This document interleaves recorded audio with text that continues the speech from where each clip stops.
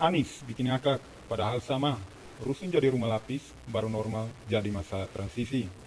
Artikel ini ditulis oleh Ca Anton di siort.com. Masih ingat janji kampanye Anies terkait rumah tapak DP 0 rupiah untuk warga miskin? Ketika itu di balik Ahok itu mungkin saja, tapi Anies ngeles dengan dalih keberpihakan. Hal itu bisa diwujudkan. Kalau sampai ada yang percaya itu, saya sungguh ternganga saja. Secara keseluruhan, rumah tapak sulit diwujudkan berskala besar di Jakarta. Disediakan untuk orang yang katanya miskin. Melihat tanah di Jakarta sudah padat, yang pasti membuat harga tanah di sana menjadi selangit. Selain itu, kuranglah efisien. Lalu, lihatlah, setelah ngotot rumah tapak, akhirnya Anies pulang dan mengatakan, bukan rumah tapak, tapi buat rumah lapis dengan DP 0 rupiah. Rumah lapis yang disetujui ya jika dilihat sama dengan rumah susun. Namun berkat mulut Anies, rumah lapis dianggap berbeda dengan rumah susun, yang katanya untuk warga miskin pun tidak. Karena orang yang gajinya UMR, Jakarta gak akan bisa beli ini. Nah, sekarang pindah pemerintah. Pindah pemerintah akan menerapkan normal baru, di mana di masa normal baru, perkantoran, mal, dan lainnya dibuka dengan pengawasan yang ketat. Bahkan Jokowi mengatur TNI Polri untuk mengawal berkomunikasi dengan protokol kesehatan. Anies gak mau sama menggunakan istilah baru normal, tapi dia menggunakan istilah masa transisi. Yang dilihat ya intinya sama saja. Yang lucunya, berita di detik.com pun membuat judul yang bikin ngakak.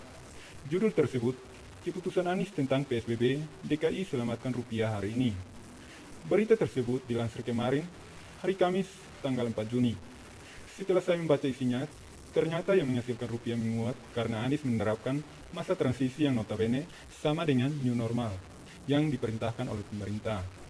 Kebijakan pemerintah Provinsi DKI Jakarta yang memperpanjang PSBB hingga akhir Juni 2020, namun masuk ke dalam masa transisi yang menyangkut kebijakan tersebut ikut membantu program pemerintah menuju tatanan hidup baru, yaitu pasar normal, sehingga merespon positif terhadap kebijakan tersebut, kata Direktur TRFX Garuda Berjangka Ibrahim, Jumat 4 Juni 2020, seperti yang dilansir detik.com. Pasar optimis dengan masa transisi ini sama artinya dengan program normal baru yang digadang-gadang oleh pemerintah, sehingga arus modal yang tadinya keluar dari pasar dalam menyelesaikan sakit ini kembali masuk dan mata uang Garuda kembali stagnan, terangnya. Fokus pasar bergeser ke Hong Kong setelah disetujui Partai Komunis untuk memberlakukan Undang-Undang Keamanan Nasional di Hong Kong. Hal itu menyangkut persetujuan baru antara Amerika dengan Cina diturunkannya pasukan Garda Nasional yang pro dengan para demonstran, tuturnya. Di samping itu, pemerintahan Trump juga memiliki kekuatan untuk memperoleh akses otoritas moneter Hong Kong ke dolar Amerika, yang dapat menghambat kemampuan kota untuk mempertahankan ikatan mata uangnya dengan greenback, tambah Ibrahim. Jika dilihat dari isi berita dengan judul, saya rasa sangat jomblang sekali. Judul mencerminkan temanya, inilah framing namanya. Berita ini tentu saja akan membuat pendukung Anies kepala besar. Hukumnya mengkrok dan menganggap Anies adalah orang yang membuat rupiah menguat terhadap dolar Amerika. Cara ini tentu saja akan berhasil, karena melihat minat baca di negara kita sungguh kecil. Oleh sebab itu, orang akan lebih suka membaca judulnya saja, tetapi enggan membaca isi berita.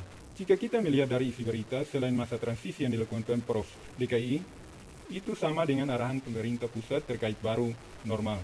Dolar Amerika itu keok karena kerusuhan yang menyebabkan SARA. Ditambah lagi dengan kejadian yang ada di Hong Kong, dan tentu saja ada perdebatan dengan Cina. Kondusivitas negara adalah hal yang ditentukan. Amerika saat ini terpukul karena itu, ditambah lagi masalah COVID-19 yang membawa tercermin di seluruh dunia. Karena itu Jokowi selalu berhati-hati dalam membuat keputusan dan menyikapi para bangsat yang sengaja menyulut provokasi untuk rusuh. Sentimen positif terjadi terhadap Indonesia karena pemerintah pusat berusaha mengambil langkah baru normal, dengan tetap memperhatikan kesehatan masyarakat melalui pengawasan ketat. Selain itu jangan lupa ada terapi plasma yang sudah dibuat cadangan jika terjadi hal-hal yang tidak diinginkan. Terapi plasma yang digunakan sebagai vaksin pasif sebelum vaksin aktif ditemukan. Udah itu aja, Cak Anton.